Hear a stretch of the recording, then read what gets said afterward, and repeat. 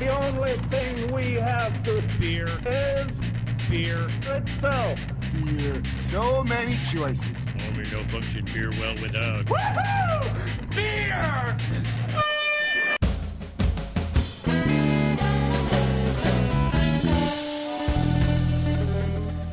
Hello, and welcome to another episode of Beer Busters, where we're going to bring you the news and reviews of some wonderful brews. My name is Dan Baker, as always, joined by my co-host and brewologist, Steph Hefner. and our from entertainer, Wayne Baker. And today we have returned to the Beer Busters podcast basement, and we have a very special guest with us, Mr. Tom Scoglio. Tom is here from Golden Avalanche Brewing Company. Now, that is a name you've probably heard on this show before and seen plastered all over beerbusterspodcast.com. You are now the third person that we have had from Golden Avalanche with us, and we are thrilled to have you because we love Golden Avalanche. Hashtag drink local. Yes. Hashtag modem. Well, we've got a lot on the docket for today, and I'm very excited to get through a lot of this because there's a special treat that we have for you. Yes. Well, really us at the table, but you get to hear all about it. Do the news quickly. Yes. We're in luck. I only have two stories, so here we go.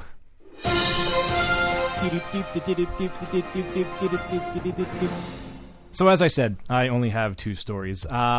It seemed like it was a relatively slow week for news. There is, however, one thing that pertains to an article that I wrote before, which you can get on beerbusterspodcast.com. I wonder how many times I'm going to promote the website while we're recording this episode.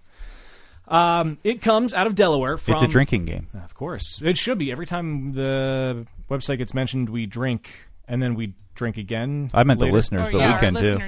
You can drink along with us. So every time we mention beerbusterspodcast.com, which I think now is 3 drinks, so you owe 3. Beerbusterspodcast.com. 4. So coming out of Delaware from everyone's favorite Dogfish Head, there is a new musical collaboration beer that has now followed up Rosabi, which was their beer brewed with musician Juliana Barwick. A smaller batch of a new musical collaboration appeared in June, which is called Dogfish Head Beer 1000. The offering celebrates the 20th anniversary of Guided by Voices album B1000. It was tapped in June at the Barrymore Theater in Madison, Wisconsin, pretty far away from Delaware if you don't know your geography that well, with a little bit available at the Dogfish Head pub down in Rehoboth Beach. So what is it? Well, Beer 1000 is an imperial lager brewed with 10 grains, 10 hops, and is 10% ABV. So mathematically, 10 times 10 times 10 equals 1,000. Beer 1000. Beer Street Journal has told the Beer 1000... Mind blown. Thank Isn't you, that just Sam 10 Calgione. cubed? That would be 10 It would be cubes. 10 cubed, yes. Beer 1000 will be bottled later this fall with a 10-inch record. Now, as we said, it's an imperial lager. That's what she said. Yes. Whip out my old big 10-inch. It's an Aerosmith song. For anyone who doesn't know, it is an Aerosmith song. Yeah, that's what we're talking about. We're off to such a great start. I think we found another drinking game. Oh, God. What, every time an innuendo is made? Yeah. Oh, man. Followed by a that's what she said. Yes. So to top off the whole 10 thing with it, it's also 10% ABV. So, Wayne, you don't have to ask. Thank you. Yeah, no problem. There is something else out there for those of us who are nerds, which I'm very happy about this. The Hobbit is getting its own beer series thanks to... Really? Yes. Thanks to a company called Fish Brewing. So the latest feature film that's going to be with it that split The Hobbit into 3 movies. This is going to be the Battle of the 5 Armies. I know. I still haven't seen either of the first 2 movies, but I read the book in, I think, senior year of high school. The first one was... I was afraid I was going to get sick of it and think it was too long, but I didn't. So that's a plus. The second one, I fell asleep halfway through. Not because it was bad, but because I was tired. Was the first one the one you went to see where somebody got tased? Yes, a guy got tasered in the theater. Yeah, that had to be fun to see. 8 cops had to wrestle him and carry him out like a battering ram. And as they were carrying him away, somebody from the audience shouted, "You cannot pass." I wish I could have been there for that. Hashtag tangent. Yes. So the movie, The Battle of the 5 Armies, it arrives in theaters December 17th, but now these beers will hopefully ship before that. Imperial in nature at nearly 10% ABV each. The trio of beers, there's 10% again. Yeah. The trio of beers should be just fine to drink once the film is out. Each beer features one character from Hobbit lore: Gollum, Smeagol, the dragon, which is Smaug, and the orc chieftain. Now, is it Bolg or Balg? B-O-L-G? Balg, I believe. Balg, that's what I thought. Who was added, his whole part was added to the movies. I don't think he's in the book at all. He's in the appendices of Lord of the Rings. Yeah, and I didn't stuck him remember into it. the movie along with a million other things that didn't need to be there. Yeah, well, Yeah, that's But let's talk Hollywood. about beer. Anyway, so the Gollum Precious Pils is going to be a strong imperial pils with flavors as smooth and crafty as Gollum himself. Like the ring which Gollum pursued... What is it called? Gollum Precious Pils. Okay. So like the ring which Gollum pursued for the rest of his life, his precious pils, if your quest leads you to it, could extend your life too. Ha ha ha ha, at least we'd like to think so. It will, at a minimum, make your journey a little more enjoyable. Next up is the Smaug Stout, which is styled after the classic Russian Imperial Stout, but with a subtle hint of habanero chilies to remind you of the fire and Wait, danger. what? Calm I down, just woke up Steph. again. Steph. Yeah, Steph is Wake now up, calm paying down. attention. He's like, hobbits, dragons, chilies? For anyone who doesn't know, normally when I do the news, Steph's eyes are just like frosted glass, basically. Depends on the story. That's true. Yeah. When you start off with Lord of the what is Lord of what No, are this we is even- The Hobbit. Hobbit. Which is Sorry. a more or less prequel to Lord of the Rings. See, I wasn't that far off, Yeah. but I heard jalapenos. So. Yes. So it will have a subtle hint of not lemon, but habanero chilies to remind you of the fire and danger awaiting you in your journey to the Lonely Mountain. Pronounced notes of coffee and chocolate balanced with Northwest hops and a touch of heat produce an exceptional imperial stout, a worthy reward for your hard-fought journey.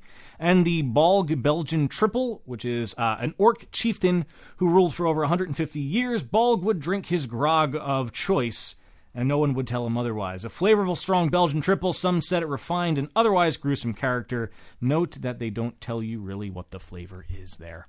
So, apparently, from another article I read, the distribution should basically be nationwide. So if I happen to come across this, I will, of course, share it with everyone at the table here. I think that includes you, Tom, if you'd like to come back when we have that. Absolutely. Another Come back to the lineup Hobbit of beer. beers, Bell's Brewery is Yes, doing the the Planets. which Yeah. I'm super Yes. excited about. I believe we covered that in a news We did. segment But recently. now Mars is out, the first one. It's Oh, cool. a 10% double IPA. I haven't had it Awesome. yet, but Nice. I've seen people checking in on Untapped, so Very cool. I definitely want to get my hands on that. Yes, we will have to do that. I think it's interesting that they're coming out with 3 Hobbit beers only now, right as the last movie is coming out. It's Yeah. surprising they didn't do like one with each. Well, if you figure with all the copyright stuff you got to go through with that, it probably took them about that long to get it taken care of. Yeah.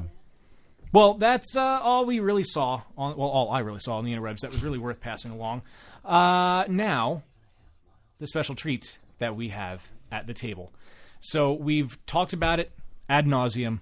We had the first version of it last year when it came out. I did. present to everyone at the table Woot Stout 2.0. So as we mentioned, as I believe when we were recording at Appalachian, I had a trip to Southern California recently, which was fantastic and sunny, and it was very tough to come back to the East Coast because now it's cloudy and almost raining outside. But the one thing that I was very proud to say that I got was 2 bottles of Woot Stout 2.0. I'm sorry, I'm being selfish with one. It's all mine. But I'm very happy to share this one with you guys. Funny story about that. I was telling Steph and Wayne before we started recording. I got these bottles by accident and sheer luck. So there's a store on the West Coast called Bevmo, which is much like our Total Wine out here that we have in some places on the East Coast. I went online just to make sure I wasn't running all over the place in a rental car that I had to pay for gas for. And first Bevmo I come to, we have 2 bottles of this in stock. All right, buy online, go to pick up. When I pick up the order, a guy tells me that I'm lucky that I got these because right before I placed the order, they got returned. Otherwise, they had been sold out for a long time. It's like it was meant to happen. Yeah, Yes. I was just curious why somebody returned them. That's what I said, too. I mean, not just because it's Woot Stout or whatever, but just like, do people really return bottles of beer? Yeah. Like, what do you like? Are you allowed to return? Yeah, like that sounds really strange. Especially, I mean, obviously, once they're open, you're not going to return them. Right. Yeah. And but- what reason would you have to unless you're like, oh, I bought the wrong beer? Like, I don't. The best theory this guy had with it, the guy at Bevmo, I think his name was Tim. Best theory he had was it was somebody who, when it came out, went around and bought like cases As of it, many as they basically. could. Yeah, Oh, right. just to say that they had it, and then anything else they didn't need if they were handing out to friends or whatever, or probably just selling returned it illegally then. on eBay or something. Right. Yeah. Which actually, I tried to look for this on eBay and I could not find it. Yeah. Well, that's a good thing. Yeah. Now, this one is only available because of apparently how difficult it is to brew. Only available in Kentucky, which is where Drew Curtis of FARC is from, and then also Southern California because Stone is out of San Diego in Southern California.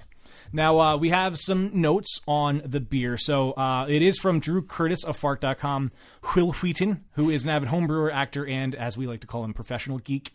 And this year, Aisha Tyler joined the mix on this too. Yeah, she took because Greg Cook was doing his little sabbatical of whatever he was doing, and Yes. she stepped in. Yep, exactly. And it so far we poured it in our tasting glasses, and I made sure before we started recording that no one was to smell it, taste it, go near it, except for just to hold the glass that it was in. So Am I now, allowed to smell it now now? we're allowed to smell it because this It's- is the first taste or smell of it any of us are getting. It's pretty much opaque. I mean, there's like subtle reddish, There's a little bit of red hues, if you hold but it it's- right in front of the light. Yeah, and there was a Otherwise, nice it's- creamy head, but it's gone by now. Dissipated now. Yeah, now it's a 13.5% ABV, Wayne, so you don't have to ask that one either. With 65 IBUs, perfectly sessionable. I took a sip, so I just stopped listening to That's you. fine. Here we I go. get the nuttiness right off the bat. Very nutty for the. I'm still. Oh my They're god! drinking it already. Take a sip, please. Sorry, I couldn't wait. Yeah. I couldn't wait. It is delicious. It's interesting because when we had the original Woot Stout last year, one of the flavors that came out for me that was kind of strange was the root beer barrel candies. The Yeah, hard candies. I remember that. I mentioned that? And I'm not really getting it out of this one. I'm No. definitely getting a lot of dark fruit. A little bit of the chocolate in the very end in the aftertaste. You Yeah. get the bitter chocolate. Yeah, I think it's just as complex as the original version. It's not as hot as I was expecting it to be. It's very. Yeah. It's For 13.5, mellowed out. it's It doesn't. it's really easy drinking. Yeah. It is Yeah. really easy to drink, yeah. which is why I originally. In fact, I think the first Woot Stout is what made me say sessionable for 13%. That was that's what started look at that the whole callbacks. charade. And the original was 13, and this is 13.5, I believe, right? Yes, it is. Yeah. This No, it's is very good. I mean, delicious. as far as the description of it goes, you have the dark chocolate, you have the bourbon. I definitely get the bourbon out of it. Vanilla and oak are there, and then you have the alcohol heat in the background. But the chocolate was what Aisha Tyler brought to the mix, which was cool. I mean, And it's, I like that the chocolate's not immediately apparent. Right. It really comes in at the end. Yeah. And it kind of rides the alcohol heat that is there, a little bit Yeah. that is there. The chocolate it helps mellow it out the in the bitterness of the chocolate as Right. opposed to the sweetness, Right, it's which the, is really the dark nice. chocolate for it. Then We too. need Greg Orth to make a guest appearance right now and give us a chocolate to have with this beer. Do we have like a Greg Orth call button? I wish we need to install one of those here in the We should. basement. It's a giant red button. like the bat phone. Yes, like the bat phone indeed. Now, according to Stone, this is the highest ABV beer they've ever brewed at 13.5% ABV. The flavors are a wonderful blend of everything that makes a great imperial stout, loaded with roasty notes and malt complexity. Brewing with rye and nuts always creates challenges for our brewing team, but they rose to the occasion again with this one. I'm very happy with the way this turned out, and I'm glad I have another bottle to look forward to at home. Yeah. Sorry. And I think the more you drink it, the more the chocolate starts to come out. Yeah. And this is Like even the original smell, it's so inviting, so perfectly inviting. I like the use of rye. It gives you that subtle spiciness. Yeah, That, exactly. The label on it is really cool too. It kind of reminds me of Dr. Horrible. I don't know what that it is. does. Of course. Yeah. Oh. Steph, minus 2 points. 10 demerits. Oh, I'm glad I was able to bring this home. yes. There's another bottle I got. Out of this, another beer that I got that I'd like to share later on. I don't have it with me now, but I figure it can be the sipping beer in the future. It is called the Double DBA from Firestone Walker, and I'm very excited. The guy at Bevmo could not stop blabbing about this. Not blabbing, but boasting about this one, how good it was. In fact, he made sure to let us know that for anyone listening, if you ever go into a Bevmo, ask what they have in the back, because then they'll know you're serious about beer, which I'd imagining if you're listening to this, you're serious about beer. And if you go in there and you say that because we told you to and you're not serious about beer, then we're not responsible. No, that's our disclaimer. Steph, are you Instagramming that? Is that what you're doing? Perhaps. Isn't that my job? It is. On this Yeah. podcast. Yeah, pretty much. So what are the overall thoughts on Woot Stout 2.0? It's as good as the first, with the extra added complexity with the chocolate in there and the extra 0.5% Yes. ABV. Yes. It's really delicious. It's as good as I expected it would be. Same here. Yeah, and it really makes me wonder if they're going to do a 3.0 next year. I hope so. Me too. And I hope one of us gets to California to pick it up. Hey, I'll So we can go to back. what's it called? HopCon? HopCon, yeah. HopCon? for the Wouldn't it be release. awesome? Yeah, is that what they called the release party? Mm-hmm. Yeah, I know it was back in July. HopCon, yeah. Yeah. No, yes. Yeah. No, yes. Yeah, it was the end of July. July 23rd. Yes. HopCon 2.0. You know why? Because I wrote an article about that as well. on beerbusterspodcast.com. 5. Drink. I'm going to actually keep a tally of this to see how many everybody owes by the end. All right, so 5. I'm curious what Tom's impressions are of Yeah, Stout please. 2.0. As somebody in the professional brewing world. Oh, you guys are giving me way too much credit. No, it's delicious. Like I said, it's really easy drinking for 13.5%. And you're like, if you put this in front of me, I would probably guess 8%. Like, it doesn't really have like that, the burn, like the high alcohol burn on the back of like coming out of your nose. Mm-hmm. Yeah, this is definitely a good treat. It really is, yeah. It is super easy drinking. It is super mellow. Great beer to just sit around and sip. I love it. Yeah. It's so delicious. Yeah, I agree. It's very smooth, not just because I like that word, but it is smooth and it hides its high ABV very, very, very well.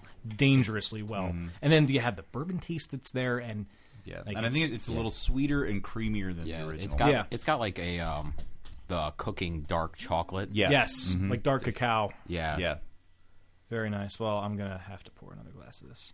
And it's been recommended to me that I age my other bottle. Now, how long should I age that for? Actually, I'm going to Make it pour so. a little bit, and I'm going to let it warm up a little more just to see how it... I'm not going to pour as much as you because it is 13.5%. Look at that pour. How many times can I say it? Oh, God. See, and make it so makes sense because of Will Wheaton. Shut up, Wesley. The Wesley Crushers. Well, now that we've experienced that treat and there's still a little more to go around, we do have someone in the professional brewing world with us. Tom is here from Golden Avalanche. And I am. I am here. I am, yeah. I'm not just a figment of your imagination, Dan.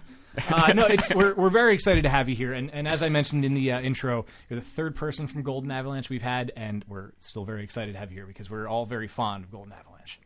And as I just cut you off as you were about to say No, something. it's fine. It's we're getting better and better. We're doing more new things. Colin's come in, is a new head brewer. I'm his assistant. He would have liked to be here today, but we had a unscheduled, very, very long louder, and he'll probably be there for a while because he'll get the ladder done, but by the time he gets the ladder done, it will be right in the middle of dinner. So we can't be running the exhaust system and all that stuff. So he has to wait till after dinner to do its boil and all that. Oh, man. But he does have things to keep him busy, like cleaning out the mash tun, which I would have been doing if I wasn't there. Instead, you're sitting here sipping on Woot Stout. Yeah. What? He's going to be pissed. Yeah. What a shame. It's okay, Colin. You're here in Yes, spirit. In spirit. So you've only been at Golden Avalanche for a brief. I know it's just recently you started there. Yeah, since March. Since March. Okay. April, May, June, July. So 5 months. As of recording, 5 months. As of this Yes. recording. By the time it will hit your ears, about 6. Yes. So how did you get in? Through Colin? Did he introduce you? Get you? Yeah. Well, The way it all worked out is Colin was taking over the position, he was finishing up at Stouts. It was like his last Friday at Stouts. He gets a call from the assistant at the time, and he's just like, I hate to do this to you, Colin, but I'm going to have to give you my 2-week notice. Colin's not even in position yet, so he kind of sent the text out to a bunch of friends. He's like kind of joking to all of his friends saying, hey, if anyone's interested in an assistant brewer's position at Golden Avalanche, there's one opening up. And I was just like, I can make that work. Yeah. Like, he was willing to work around like my full-time job schedule, so we go in and we do our things, and it's more or less, it's just like we'll sit down. It's like, so what do you want brewing? Like, we'll sit down every now and then. It's like, so what do you want to make? that's pretty cool. It's cool that you could just kind of we've got like free up with stuff. We've got free range to do whatever we want. We have some really good stuff coming out. That's pretty awesome.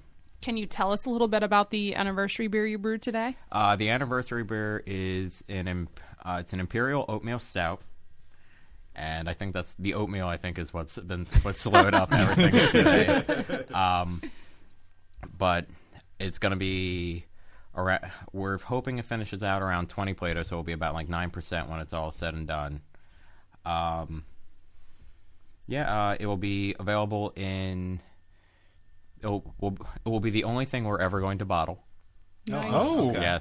Yes, because it's going to involve Colin and I just sitting around bottling one bottle at a time, Putting the caps on. and putting the caps on. Yeah. Oh man.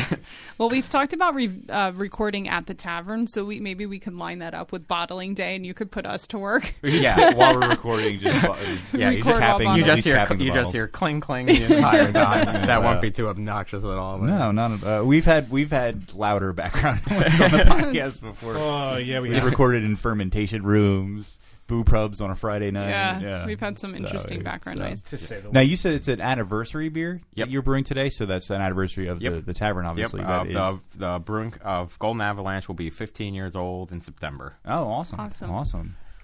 And you have some beers getting ready to go to GABF as well. I do. I have two of them here with me. Ooh, hey. Exciting. One that I've had many, many times, and I am in love with this beer. I think I threatened Colin. I'm like, make sure you bring the IRL. It's delicious. I was told that to make sure I bring the IRL. I didn't realize he was threatened, or I would might have forgotten it just to see what Politely happened. See what threatened. happened, yeah. And now the James Brown is the one that won. Am I At correct? Colin The Colin Wooltown last year. Yeah, the Wooltown Invitational Homebrew. It sounds a lot more official when you say it that way. than Colin Palooza. Yeah, than Colin's birthday party. Which is the least professional way to say it. I've heard many a tale of that. But I'm Which it's a pretty intense competition. Like, there's always a lot of really good beers going on there. Yeah, and this was Steve Moyer's brown ale, which is just, it's so good. I Yeah. can't wait this will be the first time that I'm having the batch brewed at Gabco, so I'm super excited. It was a lot of fun. Steve came in. He was there for most of the day. He took like a half day of work. He showed up and he was there. We brought him down. He measured out all the hops, all the specialty grains.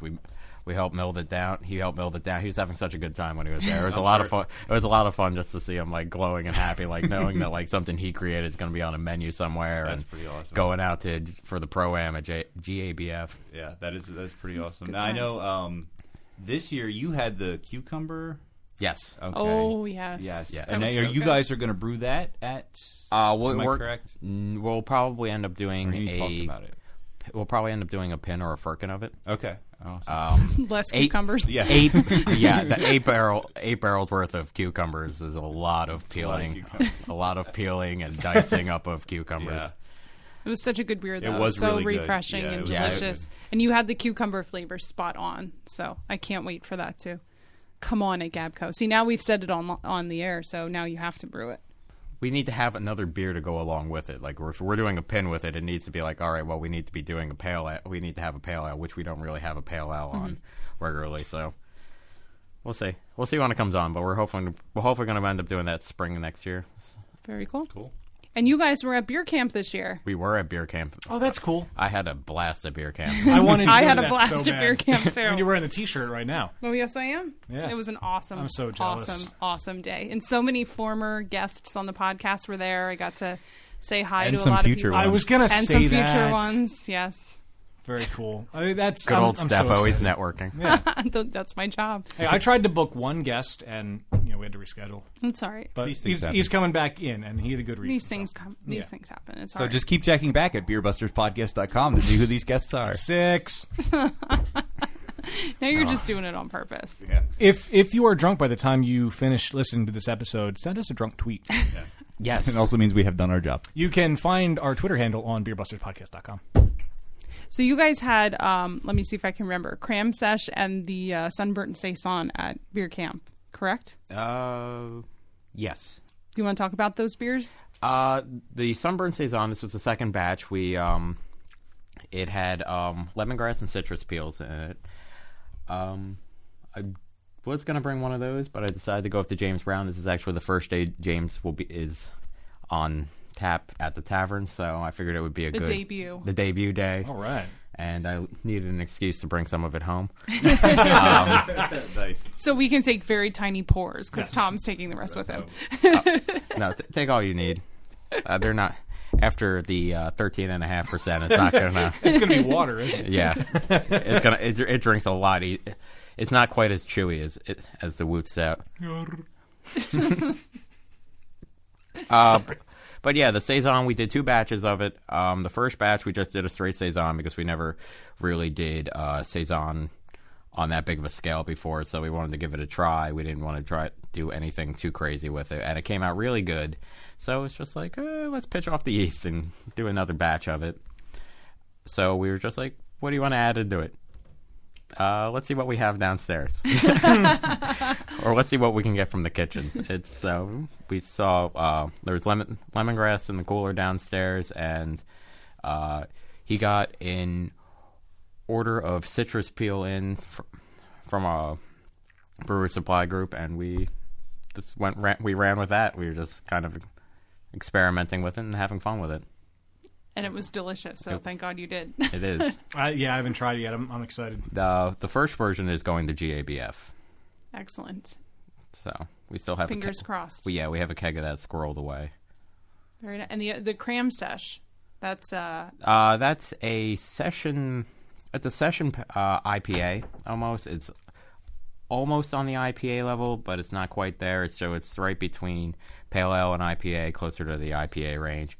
Real easy drinking, 4.5%. Like it's a lawnmower beer. So it's a lawnmower beer that you can have that you're gonna have straight lines, and you're not gonna be all over your lawn. And you guys recently did a harvest ale as well with some fresh hops. We did, yeah. We got them from a local hop farm, Penn State hop farm, and we got 40 pounds of wet hops, and that was kind of a whole mess on how we had to throw those into the thing. That was quite a process. I got to clean out the mash tun twice that day. But yeah, that's actually it's a rye harvest ale. So nice. So we have we had a bunch of rye. We have a bunch of rye. We ran it through. It was Cascade hops that we got 40 pounds wet hops, and we more or less took it from the mash tun, boiled it, and then as we were finishing up the final hop addition, we ran it back through the mash tun with the 40 pounds of hops in there. Nice. And do you have an estimate for when that'll be on tap at the tavern? Next week. Ooh. Next week, 2 weeks. Nice. We're trying to get that out quick so it's nice and fresh. And you can follow Golden Avalanche. They're Golden Avalanche Brewing Company on Facebook and at Gabco on Twitter. At Gabco Beer. At Gabco Beer on Twitter. Thank you. Sure. So for anybody who may not remember or just flat out didn't listen to the last time, 2 times we had anybody from Gabco on, where are you guys located? We're right on Main Street in Kutztown. We're at the Kutztown Tavern. Kutztown Tavern and Golden Avalanche we're inside of the tavern, so you just come on in. You'll see our big copper kettles that we have all nice and polished up for the weekend. We have all of our fermenters upstairs, so you'll always see either Colin running around or me running around upstairs. So feel free to stop in, say hi. Very cool. Now I know you guys don't do any distribution there, but you did mention about bottling the anniversary? Yep. Is that something that's going to be available at any other locations, or you're just bottling it as like a special bottle release? We don't really distribute. We're starting to get maybe 1 or 2 accounts that we're going to be going into. We just sold a keg to Canal Street Pub. Mm-hmm. Oh, okay. Awesome. They got a keg of the Hop Helmet. All right. And we also sold one to the Barley Mow. Oh. Hey, I was just there before we recorded. Yeah, they took a keg of the Saison. Very cool. Delicious. Yeah. Awesome. And those are definitely 2... I'm sorry, I didn't mean No, to please, go ahead. cut you off. Those are definitely 2 spots that I think are big into supporting local. Yeah. Oh, absolutely, Barley Mow. I yeah. don't think I've been to Canal Street in a very long time. Canal Street's great. Yeah. Yeah, So, great I mean, place. I remember liking it there, but I'm glad they support local as much as they do. Yeah. It's really Yep. cool. And, of course, if you're out in Kutztown, go Yeah, check them absolutely. out. Swing by the pub. In their home Turf. There you go. That's a good word. 13.5, man. 13.5. You down those pretty quick. Sessionable. with so many more to go at home. But I'm glad to get to share that out in Denver. Like that's really cool that you guys are going out there, and I'm excited for the anniversary. Yeah, we're going out. We're flying out that Thursday. We're gonna have fun the entire weekend. I would hope so. That's awesome. I'm so looking forward to that weekend. I would imagine that's really cool. That's probably the best trip that you could have working as a brewer. Yeah, it's just like hey, look, we entered. Hey, look, they gave us 4 passes. Yeah, hey, I'm going to Denver. Yeah. That's really, really cool. And then hopefully, hey, look, we won. That would be even better. That would be awesome. Man. If we win, I'm gonna just go around Denver wearing those medals like Flavor Flav. That's amazing. Oh, my. Well, on I that want note, pictures of that. Yeah. Well, Colin and I said it's just like if we actually get to go up, we're hopeful, but we're not looking forward to, like, we're not expecting it. But if we actually win, well, we're gonna go up, we're gonna get it, and we're just gonna do a selfie and tweet it out right away. Nice. You have to. Yes. Man. Well, on that note, I know this is your first time on the show. We like to do a little game that Wayne prepares here. Wayne, what do we have in store today? Well, welcome, ladies and gentlemen, to a time of merriment that we call Happy Fun Time Games. Cue the music, maestro. Today we are returning to one of our favorites, hopefully one of our fan favorites.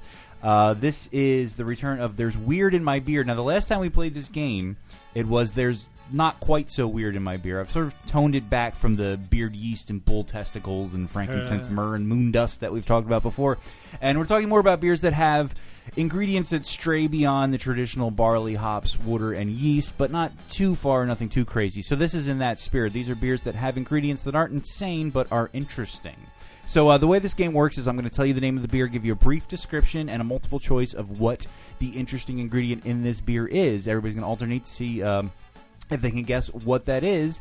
And to kick things off, we are going to start 45 degrees to my left-hand side with Dan. And this beer is called Alaskan Winter Ale. This is brewed by Alaskan Brewing Company, no surprise there, in the style of an English old ale. Its malty richness is complemented by the warming sensation of alcohol. This ale balances the clean, crisp finish of noble hops with the sweet, heady aroma of rosemary, spruce tips, or pine syrup. Rosemary, spruce tips, or pine syrup. I'm going to go with spruce tips. You're going to go with spruce tips. Tom, what do you think it is that's in this beer? I'll go with the spruce tips, too. Spruce tips as well, says Tom. And rounding it out with Steph, agree or disagree? Yeah, I'll agree. Spruce Agree. tips. Circle gets the square. You are all correct. It is, in fact, spruce tips. From the seafaring adventurers of the 1700s to the home brewers of today, adding spruce tips to beer has a rich history in Southeast Alaska. Alaskan Winter Ale was first released in 2000 and is made from glacier-fed water, Sitka spruce tips, and a generous blend of the finest quality European and Pacific Northwest hop varieties and specialty malts. Sitka spruce trees carry significance of their own to local Alaskans. The tender new growth of the spruce tips lends a delicious yet subtle sweet floral aroma to things besides beer, like tea and jelly. Alaskan Winter Ale brewed with spruce tips. Moving along to the second beer, and Tom is up to bat on first on this one. And this beer is called I don't have much confidence when you start laughing. Dominion Oak Barrel Stout. I was laughing at myself because I was tripping over my words. This is a 6.1% ABV American Stout by Old Dominion Brewing Company. They use smoked and peated malts to create an intricate malt foundation and push the depth of this stout's flavor spectrum even further using a dry hopping method with oak chips and cinnamon sticks, whole cloves, or vanilla beans. I believe it's vanilla beans. I believe it's a vanilla bean, says Tom. Steph, what do you think? I've had this beer. I'll say vanilla beans also. Vanilla Makes beans the most sense. as well. And moving on to Dan, you're going to buck the trend or agree? Well, if Steph thinks it makes sense, and Tom was pretty certain also, I'm gonna agree. You're going to agree and say... Way to be a leader of the pack. Well, it was a good strategy because you are all correct. It is, in Hey, fact, vanilla that works. beans. Yay. Dominion Oak Barrel Stout is rich and smooth. The draft brew so popular at their brew pub that they found a way to bottle it for a wider audience. Old Dominion combines 7 different malts and 2 hops to create a delicious stout that is dry hopped with fresh vanilla beans and toasted oak. The result is a stout that has the bourbon barrel flavor, but the beer is not, in fact, aged in bourbon barrels. Dominion Oak Barrel Stout with vanilla beans. Moving on to Steph, and this beer is called Wostenge, which is Dutch. Bless you. Which is Dutch, and thank you. I think I pronounced it close to correctly. Wostenge. It's a Belgian strong pale ale by Dutch brewery Smische. It's a spicy, yeasty, spicy, yeasty, tangy with a touch of funky sour. These are English words now that I can't say. Touch of funky English sours. Brewed with 90% barley malt, 10% Munich malt, 2 hop varieties, dark candy sugar, and is it mustard seed, anise seed, or caraway seed? I'll say caraway. Steph is saying caraway seed. Dan, what do you The think? remix. What was it again? Mustard seed, Mustard. anise seed, Anise. not anise seed, or caraway seed. The only one I think I can actually pronounce right is mustard seed, so I'm going with that. You're going to go with mustard seed. Yeah. Okay, Dan said mustard seed. And Tom, what do you think? I have no idea. I'm going to go with the one that neither of them said. Okay, which would be anise seed. Yeah. Dan is actually correct. Hey! His reasoning was nonsensical, Yeah. but he got the correct answer. It is, in fact, mustard seed. They have a rather no-nonsense description from the producer, the Smische Brewery. Says, this beer with Torhots mustard has been craft brewed with top fermentation at Brewery de Rogenburg, but is now brewed at the new Smische plant in Matter Odinarde. Ingredients are malts, hops, candy sugar, mustard seed, yeast, and water, and that's all they have to say about it. Not particularly eloquent, but it gets the point across. We have a fourth and final beer, but we only have 3 contestants, so we're going to call this a bonus round. Ooh. And we're randomly going to pick who goes first by having you guess a number between 1 and 33 that I am thinking of. Dan. 30. Tom. 12. Steph.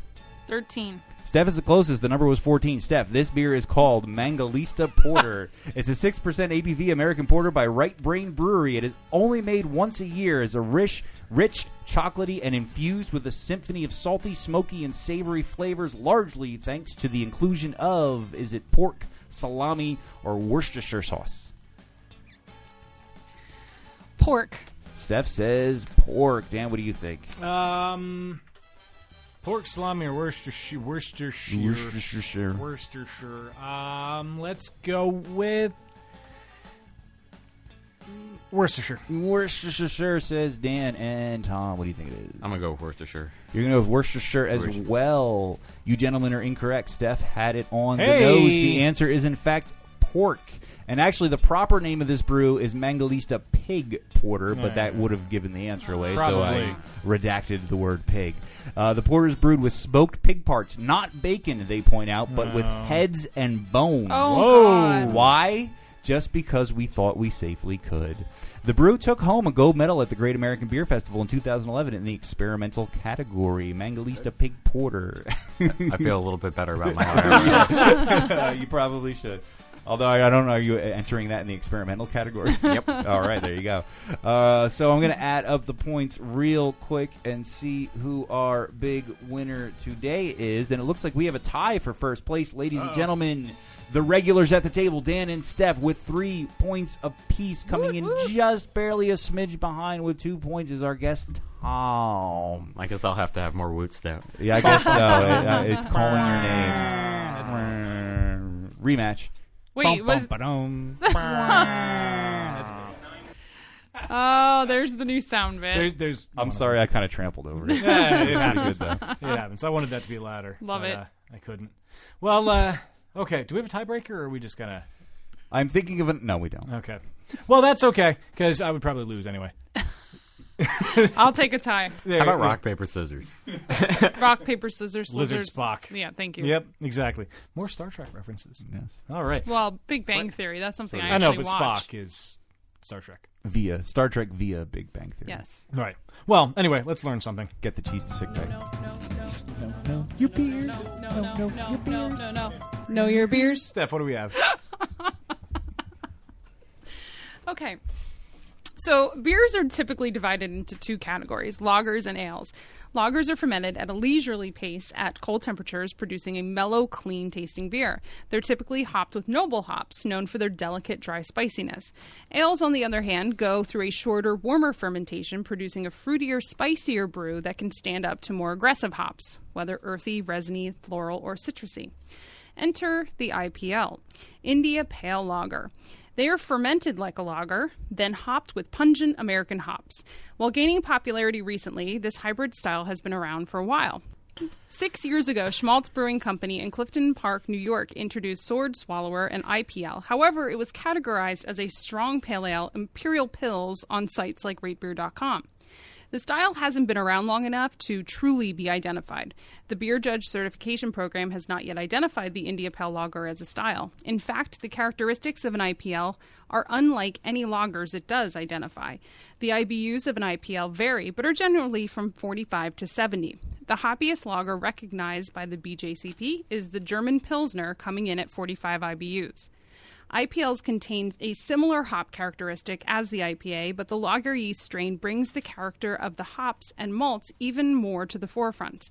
Today, many breweries are experimenting with this new style. For example, Widmer Brothers Brewing Company have brewed Hopside Down as a part of their Rotator series of IPAs.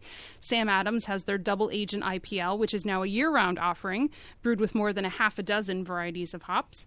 Magic Hat's Dream Machine IPL, yet another year-round IPL, is a melding of varied visions of an India Pale Ale and an amber lager with fresh, bold, and slightly spicy hop flavors, subtle hints of mild maltiness, and a crisp, clean lager finish.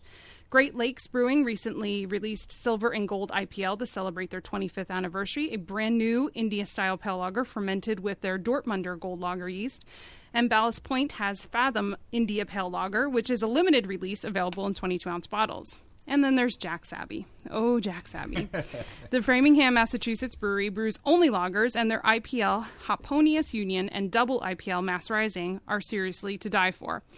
Hoponius Union comes in with 65 IBUs with tropical and citrusy hop aromas and flavors, while Mass Rising, hitting almost 100 IBUs, is infused with an increasing amount of American hops during the kettle, hopback, and dry hopping processes. So the question remains, will India Pale Lagers ever become a recognized style? We shall see, but I think it's safe to say the lager is making a comeback.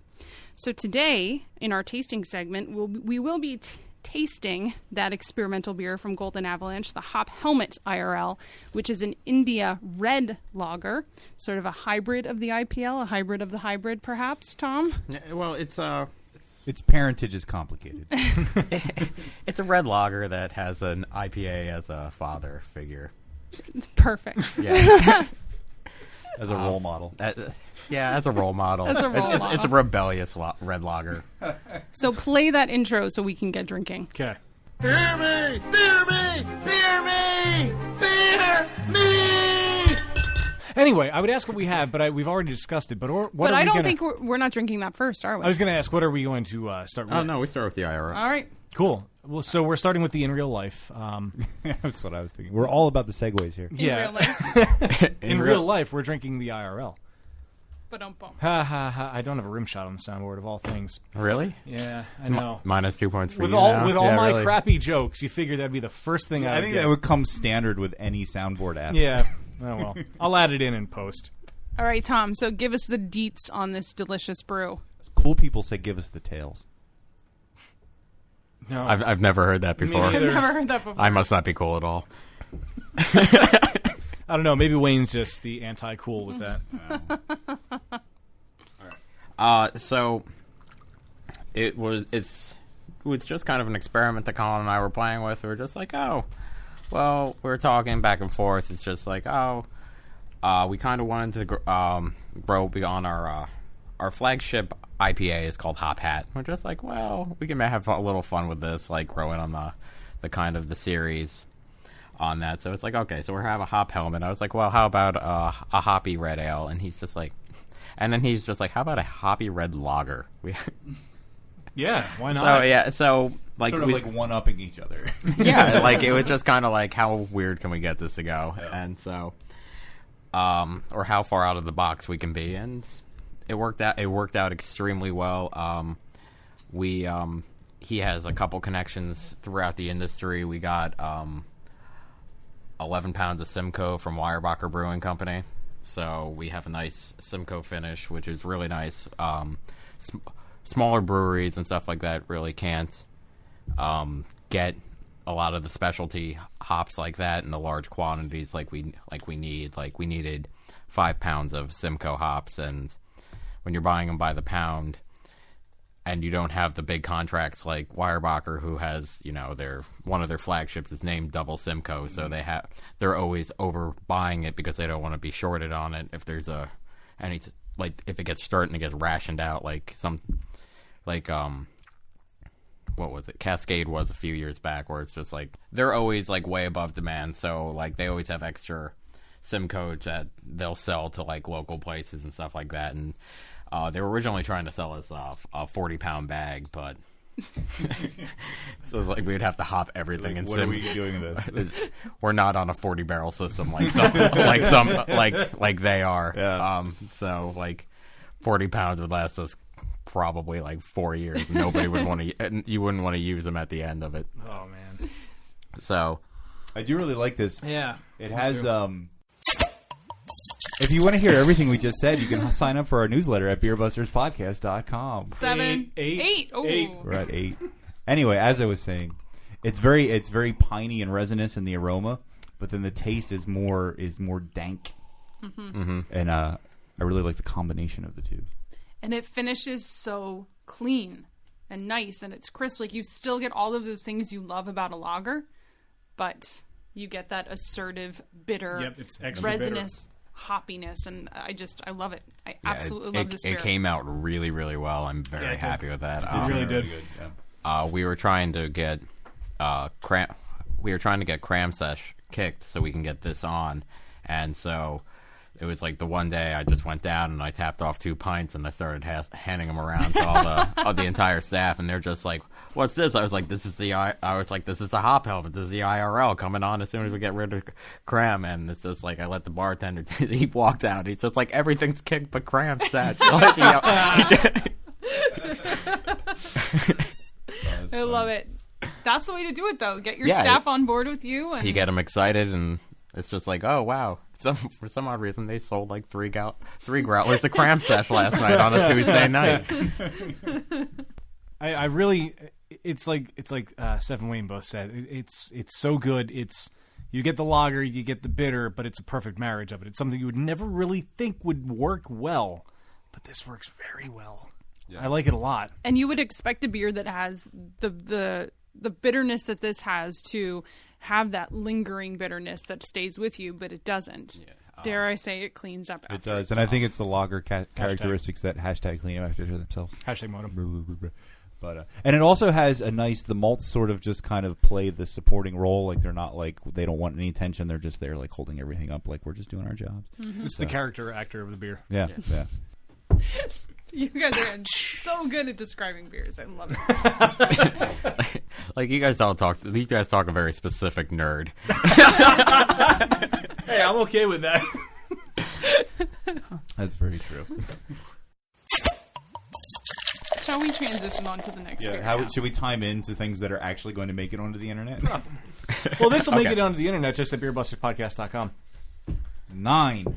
Jeez, Richard's taking me home tonight. All right, so now we have James. James Brown. It's just James. Was he the one who was the godfather of soul? Was that his nickname? I feel good, like sugar and spice. Yeah. I think so, okay. Yeah. Mm-hmm. So Steph is fact checking. Yes, the godfather of soul. All right. Okay, so the official name of the beer is James, because James Brown is a copyrighted trademark. It's a copyrighted trademark. So the name of the So beer it's is James. but it's a brown. It's a brown ale. So it's the James I get it. Brown. So So it's I James. incorrectly made an assumption as to the name of the beer. I Yes. apologize. Yes, no. We don't need to get Golden Avalanche sued because you'll never hear from us again. I'm watching as Steph and Wayne are pouring before me, and I like the color of the beer. Oh yeah, I do really like the color. It's very ambery, reddish, sort of. You could also call it brown. Yes. You could call it brown, but that would be boring. No, it is a very nice color. It's definitely in my favorite spectrum of beer colors. Someone already added it to Untap 2 hours ago. It's probably it was probably Colin. Nope. Christina K. Thank you, Christina K. She beat for me to it. stealing our thunder. Yeah. I was going to say. Write to us at beerbusterspodcast.com and maybe we'll 10. send you a t-shirt.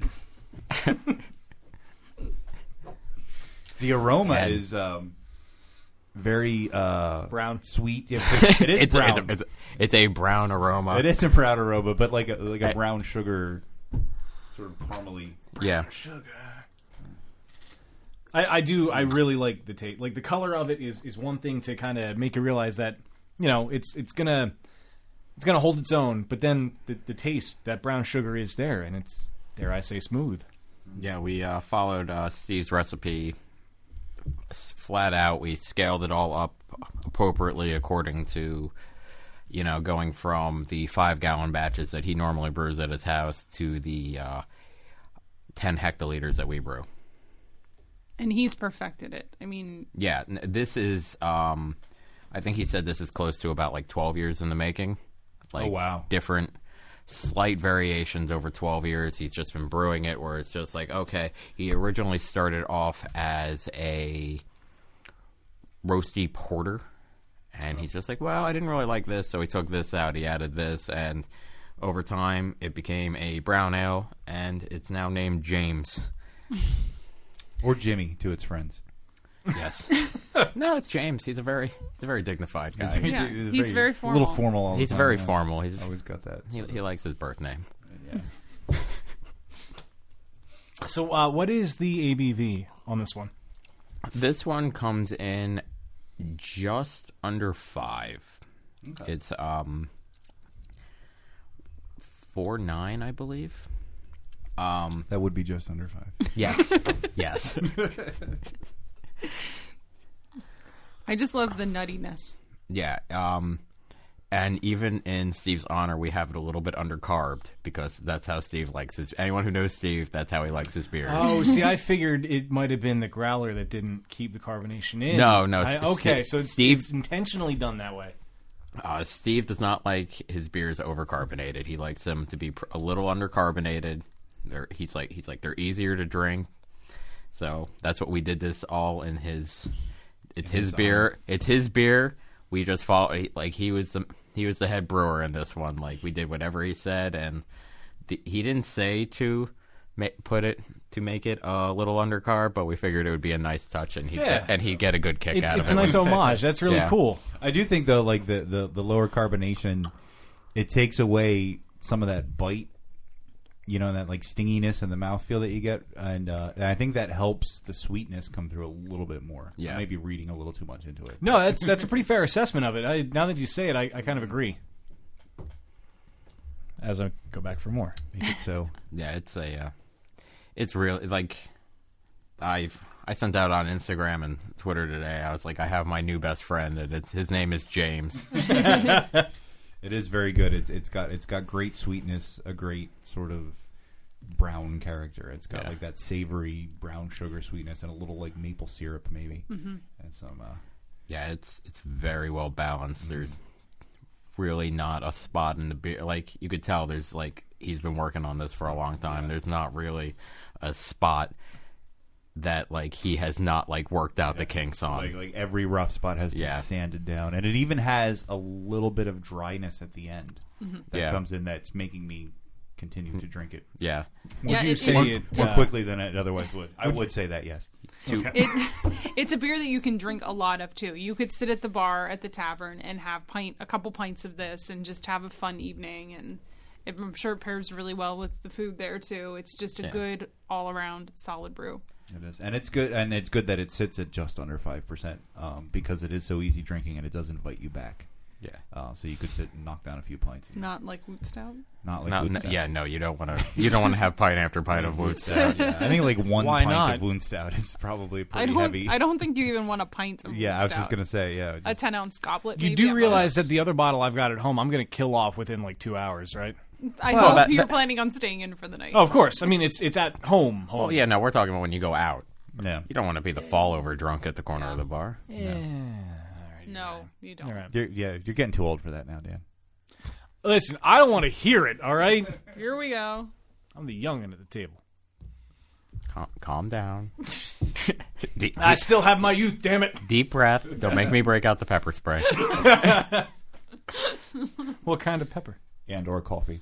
No, it's just regular pepper spray. It's not the good type. All right. So to give you an idea, when Steve won the Wooltown Homebrew Invitational last year, Steph was there. It was a 97-degree day, stinking hot, and a brown ale won along that line. Wow. of just like, I have to admit, when I'm going into Palooza, I usually brew a lighter beer because I'm expecting it to be stinking freaking hot.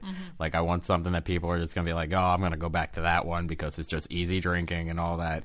And what ran away with it this last year was a brown ale, to give you an idea of, just because it's perfect.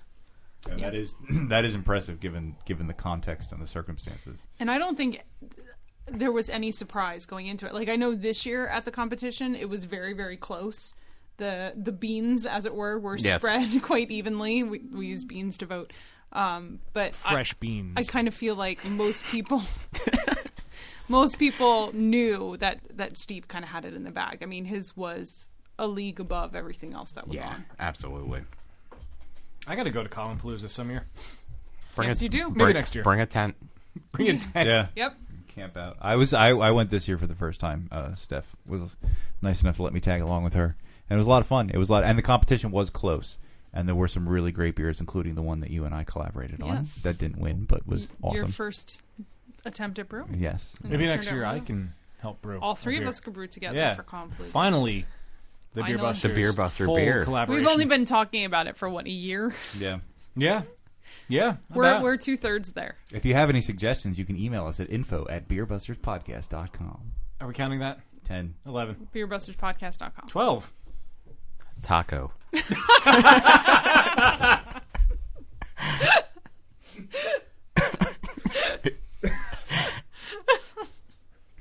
Sorry, on occasion you need to throw a curveball. There's someone out there ready to take a shot. You got to mix it up. Can I also say that when I was in California, I went to Del Taco, and that was the best taco. Rich is giving double thumbs up over We there. love Del Taco. So amazing. Yeah, there's one near where our uncle lives in Henderson, Nice. in Nevada, that we hit up a couple times. I don't think I can ever go to Taco Bell again. That's a lie, but it's not going to be the same. Del Taco's awesome. Del Taco. Never been. Don't know. Did you mention your first In-N-Out Burger experience? I didn't. Oh my god, I didn't mention that. You know, it's really funny. If you took the word burger out of that sentence, it could be taken very far out of context. Well, it's a good Did thing. you we're mention not- your first In-N-Out experience? 4x4 animal style? No, but I didn't mention that on the air. So if you find yourself on the West Coast, and you can get to an In-N-Out Burger, do yourself a favor and go several times while you're out there, because you can get. And Rich is perked up for this one. You can get. Never seen that man happier. It's ear to ear grin, double thumbs up. You can get. It's called a 4x4. It's 4 patties and 4 slices of cheese wedged in this awesome, really good bun. You can get it animal style, which has like relish and this cheese sauce on it. It's so good. And then you go back and you do it again, but you do, because this time you realize that a 4x4 is not good another time around. So you do a 2x2 or a double or whatever it is. But not only that, for people who don't like bread or can't eat bread, frenzy style. no. For people who can't eat bread or don't like bread, you can also do it protein style, which is your burger up to a 4x4 wrapped in a leaf of lettuce. And you can still do your fries animal style, because why not? So, go to In-N-Out Burger. I found out the managers of an In-N-Out Burger make over $100,000 a year. I've actually heard that before too. That it's crazy. That's You why wouldn't they're expect so that. happy. Yeah. Yeah. That is an insane amount of money to make for like a burger joint franchise. GM, yeah. So be sure to go to beerbusterspodcast.com and sign up for the newsletter to hear that entire train wreck that you just missed. 14 times.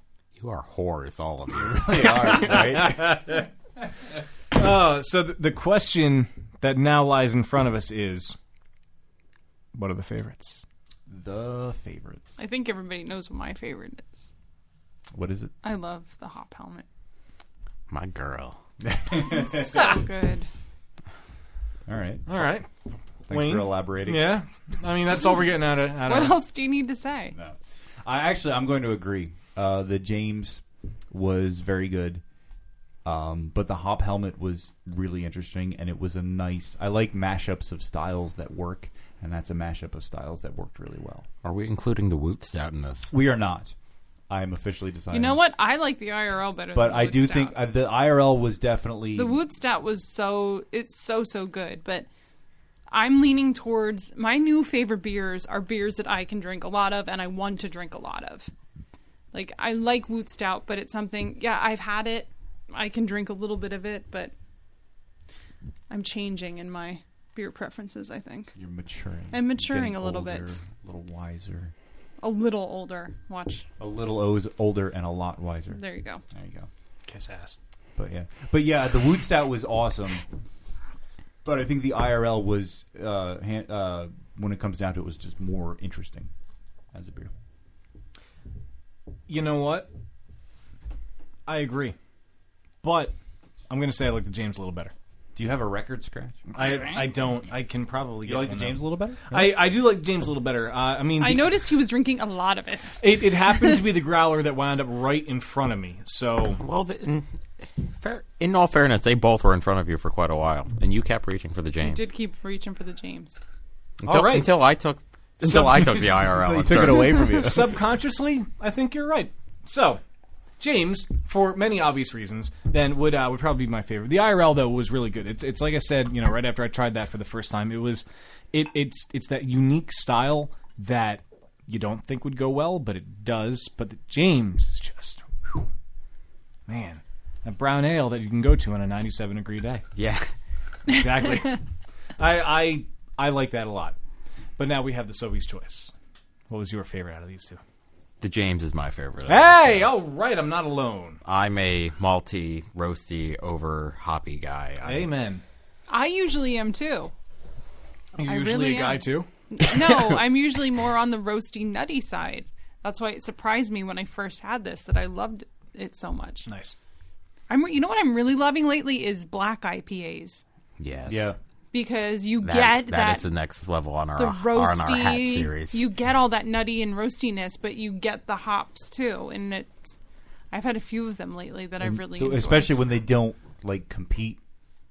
When the malty side and the hoppy side don't really clash.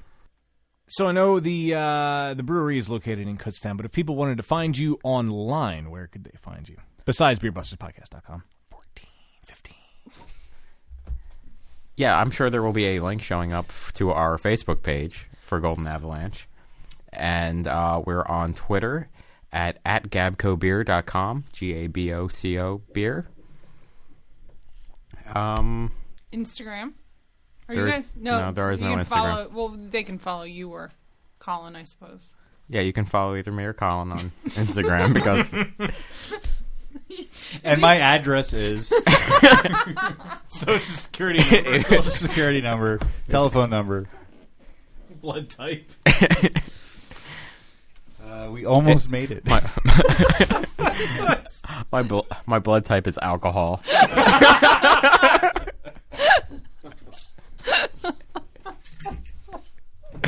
That's a type, right? You guys think so. you guys are all laughing like that's wrong. Unfortunately, Unfortunately. Desafortunadamente. Taco. Bell. Don't talk. Del. Delcock. Rico. Suave. There you go. Taco. Grande. Casa. Weird Al.